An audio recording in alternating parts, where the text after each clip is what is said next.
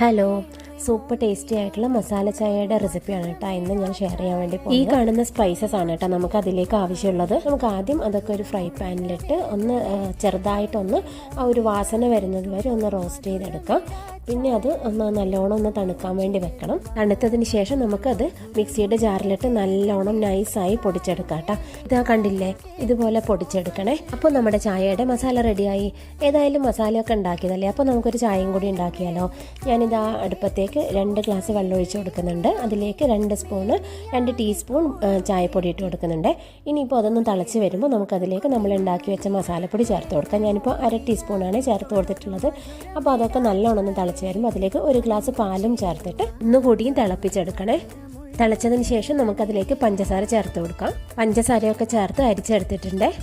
നമുക്കിനി വേഗം ഗ്ലാസ്സിലേക്ക് പകർത്താം. കാണുമ്പോൾ തന്നെ അറിയുന്നില്ലേ അടിപൊളി ചായയാന്ന്. അപ്പോൾ ചൂടാറുന്നതിന് മുന്നേ കുടിക്കണേ. അപ്പോൾ അത്രയേ ഉള്ളൂ.